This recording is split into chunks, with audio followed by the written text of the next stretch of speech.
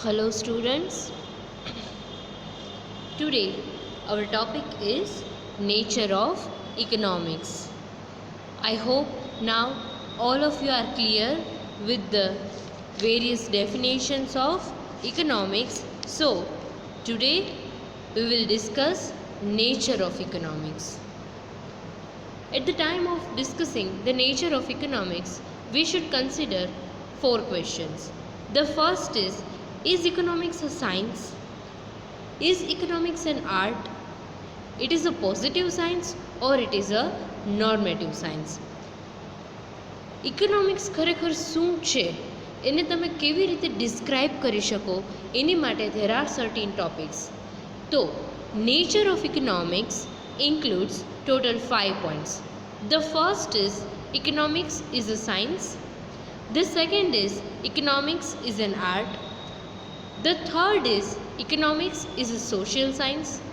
The fourth is economics is a positive science, and the fifth one is economics is a normative science. So let us discuss one by one. The first point says that economic is a science. First of all, what do you mean by the term science? What is science? So the answer is science is a systematic body of knowledge. કે એક knowledge છે, systematic knowledge છે કે જેને આપણે એક process through follow કરીએ છીએ.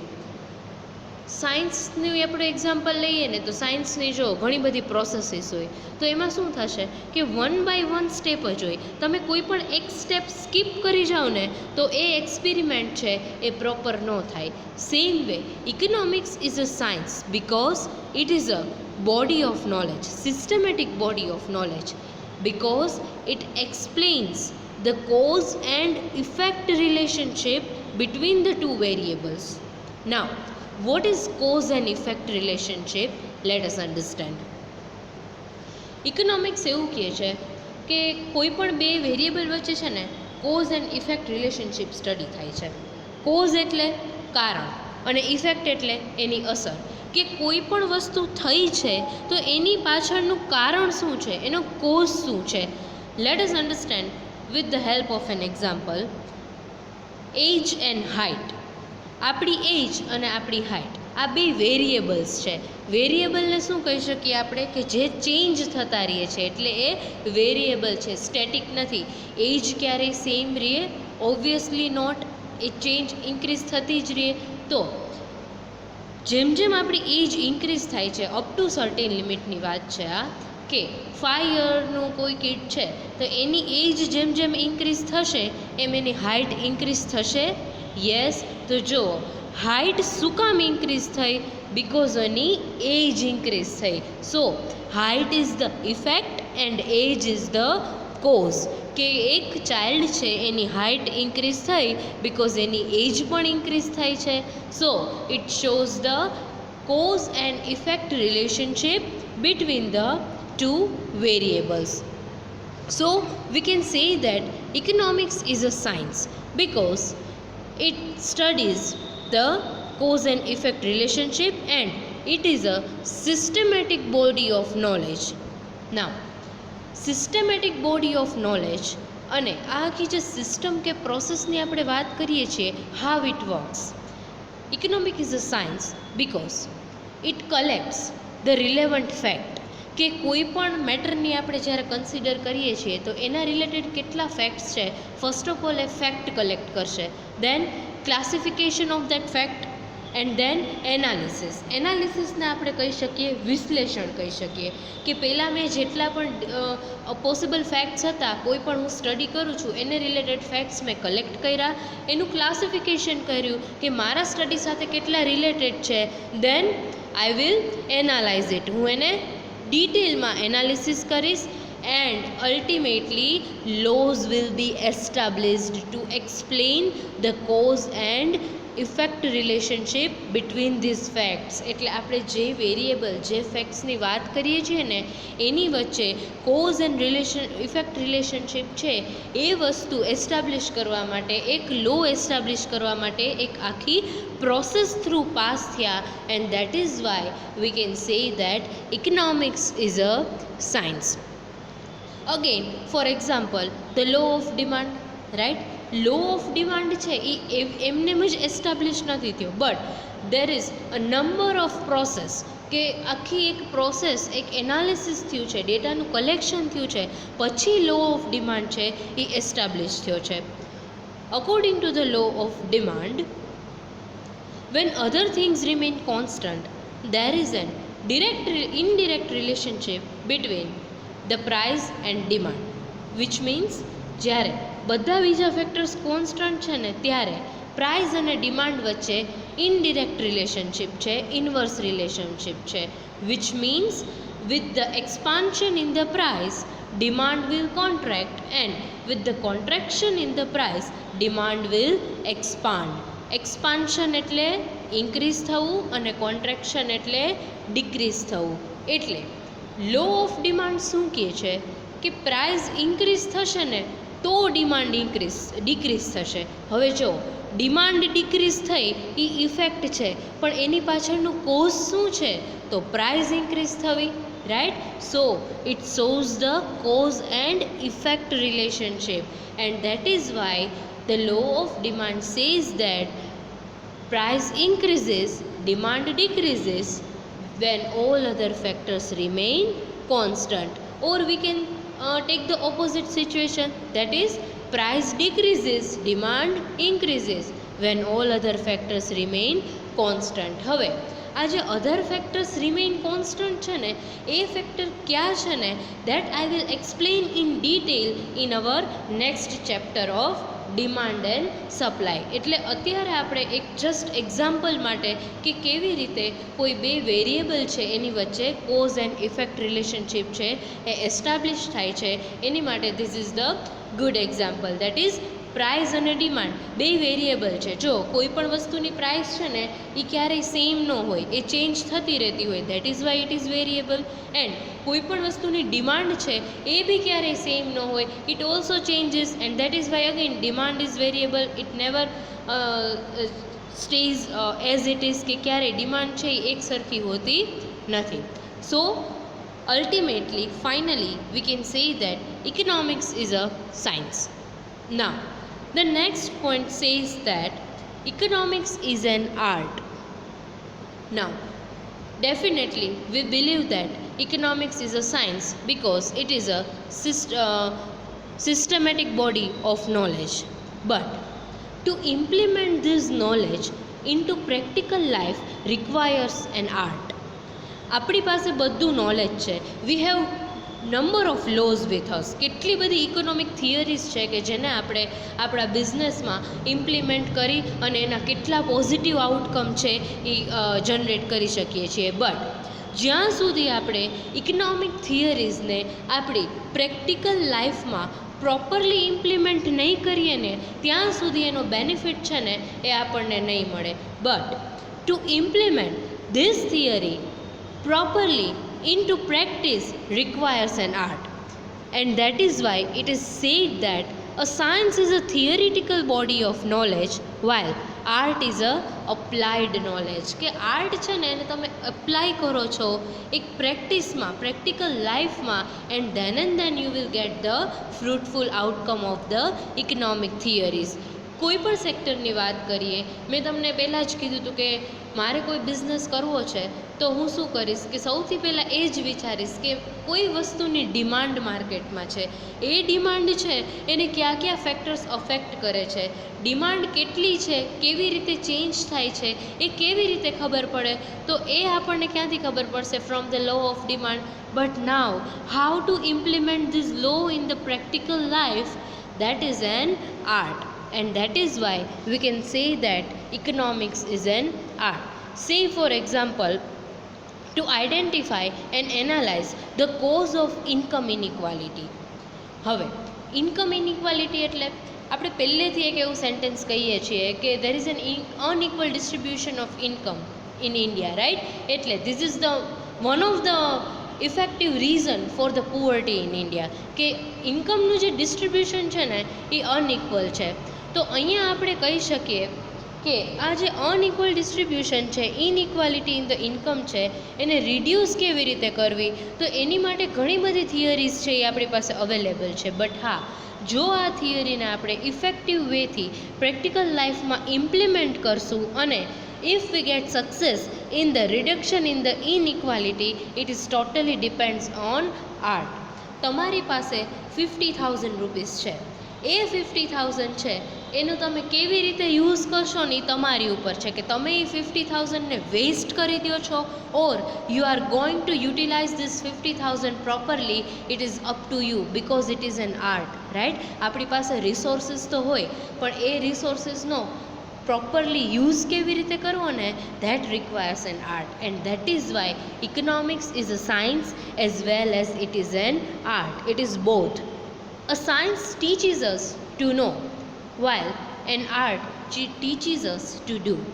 સાયન્સ છે ને આપણને નોલેજ પ્રોવાઈડ કરે છે, પણ એ નોલેજનું કેવી રીતે ઇમ્પ્લિમેન્ટ કરવું ને, that art teaches us. So economics is both science as well as the art, because કોઈ પણ ઇકોનોમિક થિયરી હોય એનું પ્રેક્ટિકલી ઇમ્પ્લિમેન્ટેશન છે એ ઇમ્પોર્ટન્ટ છે. then and then we will get the positive outcome of it. Now, according to the third point, economics is a social science. હવે અહીંયા ઇકોનોમિક્સને છે ને સોશિયલ સાયન્સ કહે છે. સોશિયલ સાયન્સને હું પ્યોર ગુજરાતીમાં કહું ને તો એ છે સામાજિક વિજ્ઞાન. Now, the question is, why economics is a social science? Because economics આપણે જે ડેફિનેશન ભણીને લિયોનલ રોબિન્સની, એમાં જ કીધું હતું, economics is the study of the human behaviour as it shows the relationship between the ends and scarce means. Yes, economics છે ને એ unlimited wants અને એની સાથે જે સ્કેર્ડ રિસોર્સિસ છે, આપણા લિમિટેડ રિસોર્સિસ, એ બે વચ્ચેની રિલેશનશિપ એક્સપ્લેન કરે છે. અને કોઈ પણ હ્યુમન બિઈંગ છે એ કેવી રીતે પોતાના જે લિમિટેડ રિસોર્સિસ છે એમાંથી અનલિમિટેડ વોન્ટ્સને ફૂલફિલ કરે છે. તો આ એક હ્યુમન બિહેવિયરનું સ્ટડી છે ને, that is why it is a social science. But again, one important point is that it is a social science because it studies the human which lives into the society. કે કોઈ એક individual છે એ સોસાયટીમાં રહે છે, તો definitely the action of that individual will affect the society and the social norms, the customs, the traditions, the rules of the society will definitely affect the actions and behavior of that individual, and that is why economics is a social science. Individuals who lives in society affects society by their actions. કે કેટલા બધા actions આપણે જે work કરીએ છીએ ને, આપણે જો it may B good or bad, કે આપણે કોઈ સારું કામ કરશું આપણી સોસાયટી માટે, તો આપણી સોસાયટી માટે એ બેનિફિટ છે ને, તો જો the whole society is affected by our action, and that is why it is a social science. એક એક્ઝામ્પલથી સમજીએ સોશિયલ સાયન્સ શું કામ. કે સે ફોર એક્ઝામ્પલ લેબર્સ છે કે જે ફેક્ટરીમાં વર્ક કરે છે, so what will they do? They will engage in sum productive activities, કે કાંઈક પણ પ્રોડક્શન એક્ટિવિટી છે તો એમાં એ વર્કર્સ છે એ એન્ગેજ હશે. હવે આ પ્રોડક્શન માટે જે રો મટીરિયલ છે એ આખા વર્લ્ડમાંથી આવ્યું છે, અને એ રો મટીરિયલનો યુઝ કરી અને જે ફાઇનલ પ્રોડક્ટ બનશે એ ફાઇનલ પ્રોડક્ટ બી વર્લ્ડ વાઇડ ડિસ્ટ્રીબ્યુટ થશે.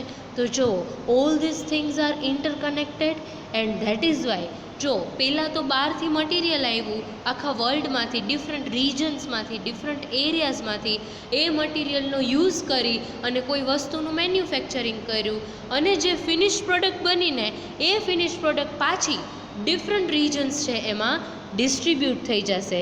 And that is why we can say that individuals, all the individuals are connected, closely connected with the different sector of the or the different part of the world.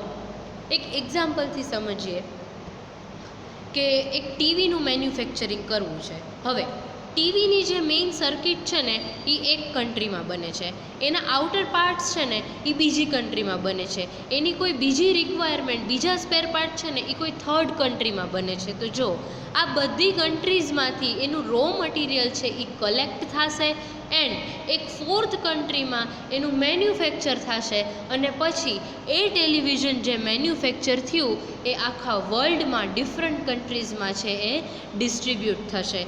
આપણે અહીંયા જે ઘણી બધી કંપનીઝના television use કરીએ છીએ એ TV છે એ કોઈ એક કન્ટ્રીમાં જ બનતા હોય એવું નથી, કારણ કે ટેકનોલોજીકલ અપગ્રેડેશન છે ને એ બધી કન્ટ્રીઝમાં ડિફરન્ટ હોય છે.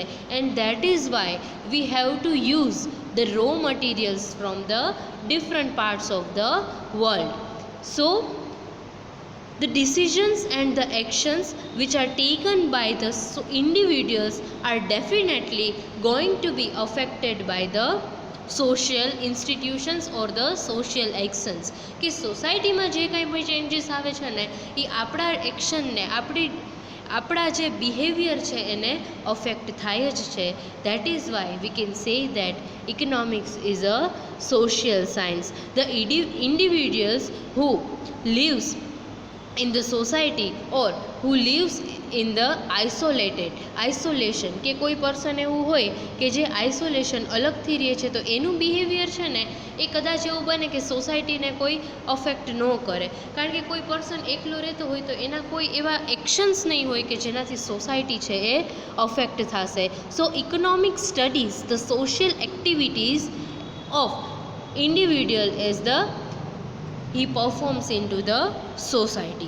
કે આપણી સોસાયટીના રૂલ્સ છે, આપણા કસ્ટમ્સ છે. જો આપણે ઘણા બધા ટ્રેડિશન ફોલો કરીએ છીએ, વર્ષોથી કેટલા ફેસ્ટિવલ્સ આપણે ફોલો કરીએ છીએ. હમણાં જ આપણે સાતમ આઠમ, જન્માષ્ટમી ગઈ, હવે નવરાત્રિ આવશે, દિવાળી આવશે, તો આ આપણા છે ને કસ્ટમ્સ છે. તો જો તમે એક વસ્તુ માર્ક કરજો કે એક તમે જે વસ્તુ કરો છો ને આખી સોસાયટી કરે છે, એન્ડ સોસાયટી આપણો જે સમાજ કરે છે ને એ વસ્તુ આપણે પણ કરીએ છીએ. કે જન્માષ્ટમી આવી તો આપણે બધા એક જ સરખું સેલિબ્રેટ કરીએ છીએ. તો જો આપણી જે એક્શન છે એ સોસાયટીને અફેક્ટ કરે છે and society will affect our action. So ultimately we can say that economics is a social science. Now the fourth point says that economics is a positive science. હવે પોઝિટિવનો મિનિંગ તો આમ તમને ખબર જ છે કે આમ તો ગુજરાતીમાં કહીએ તો હકારાત્મક, right? So economics is a positive science. Y it is positive science? Because economics studies the things as it is. જે વસ્તુ જેવી રીતે છે ને ઇકોનોમિક્સ એને એવી જ રીતે સ્ટડી કરે છે. It does not say what ought to be, કેવું હોવું જોઈએ નહીં, પણ જેવું છે ને એવું ને એવું સ્ટડી કરે છે ને, એટલે આપણે એને કહી શકીએ કે ઇકોનોમિક્સ છે ને એ પોઝિટિવ સાયન્સ છે. એનું રીઝન એવું છે કે આપણી ઇકોનોમીમાં ઘણા બધા એવા ફેક્ટર્સ છે કે જેને આપણે ચેન્જ નથી કરી શકતા. So we have to study certain things as it is, and that is why it is a positive science. Now positive economics deals with the description, it deals with the details. Along with it, I am going to explain the economics is the normative science also. હવે positive science છે ને it deals with the description, but normative science deals with the prescription, because normative economics says that what ought to be and not what is. Normative science એવું કહે છે કે શું હોવું જોઈએ, પણ પોઝિટિવ સાયન્સ એવું કહે છે કે શું છે. આપણે એવું કીધું કે ઇકોનોમિક્સ શું સ્ટડી કરે છે કે જે હ્યુમન બિહેવિયર, કે કેવી રીતે એ પોતાની વોન્ટ્સને લિમિટેડ રિસોર્સિસ થ્રુ ફૂલફિલ કરે છે. પણ હવે અહીંયા આ વોન્ટ્સ કેવી છે ને એ ક્યાંય સ્ટડી નથી કર્યું કે આ વોન્ટ્સ છે એ ગુડ છે કે બેડ છે, મોરલ વોન્ટ્સ છે કે ઇનમોરલ વોન્ટ્સ છે, તો એવું ક્યાંય સ્ટડી નથી કર્યું. બટ હા, આટલી વોન્ટ્સ છે અને એને આટલા રિસોર્સિસ થ્રુ છે એ ફૂલફિલ કરવાની ટ્રાય કરે છે, and that is why it is a positive science. Now economics normative science છે. નોર્મેટિવ અપ્રોચ એવું કહે છે કે વોટ ઓટ ટુ બી, શું હોવું જોઈએ. So when we are discussing the normative science, two questions are there. The first is what should be done by a firm, means what should be the objective of the firm. Normative science એવું કહે છે કે ફર્મે શું કરવું જોઈએ અને ફર્મનો શું objective હોવો જોઈએ.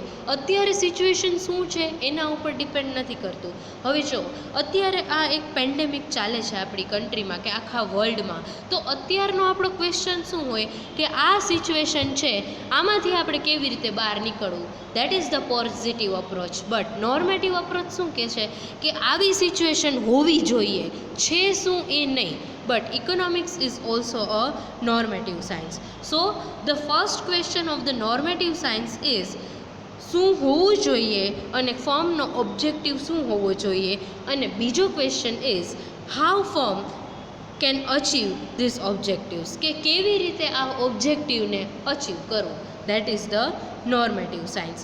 So ultimately, finally, we can say that economics is positive science as well as economics is a normative science, because positive science deals with the description and normative science deals with the prescription. That is what a firm should do and how it should achieve its objectives. એનો જે goals છે એ કેવી રીતે achieve કરવો અને ફર્મે શું કરવું. So it was all about the nature of the economics.